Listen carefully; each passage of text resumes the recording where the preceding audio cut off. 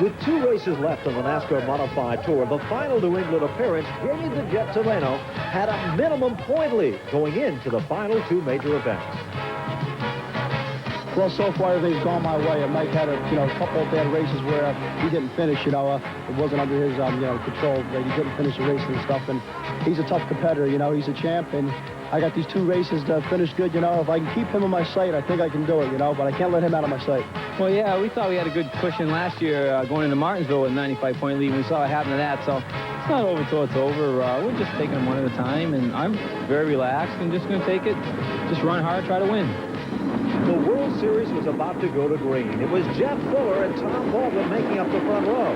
Mighty Mike Stefanik and Rick Fuller would make up row number 2. Now, this would be the shortest distance race on the Modified Tour. Only 75 laps, and there was a lot of pressure already being applied. Down the back straightaway, Reggie Ruggiero would have a problem in spin with car number 6. Then suddenly a mix-up. Jamie the Jet Tomeno was involved. Tony Hirschman and George Brunhutzel. Remember, for Hirschman and Tomeno, the story was the points in this event. Both these competitors would try to get back into the thick of things. But right now, the battle was on for second. Ricky Fuller had moved into second. Mikey Winitsko had muscled up enough steam on the inside as Mighty Mike Stefanik had now dropped back yet another position. Satch Worley and Richie Gallup had worked among the top 5 cars now when Mike Stefanik would cut a right rear tire on car number 15 at the entrance to pit road. Back down on pit road, Tony Hirschman's car was steaming away as George Brunhutzel would return to the competition. Mighty Mike Stefanik and the Jet were battling not only for position, but the points. Stefanik had worked his way in, and he was now among the top 5 cars. Tom Baldwin was again a factor with car number 7. But it was Jeff Fuller and Mike Stefanik who were duking it out, inch by inch to the checker.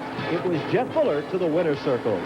This was Jeff Fuller's 3rd victory of 1990. I think I was the only car that was able to stick down low in 3 and 4 during the whole race. And I knew we were going to have contact, but it's just one of them deals where, coming down for the checkered flag, short track race, and you got to expect the unexpected. And, you had it. Just both threw it in there and come together pretty good. Both got good and sideways and just had the nice 4-wheel slide out of 4, drag race to start finish line. He beat me by a nose.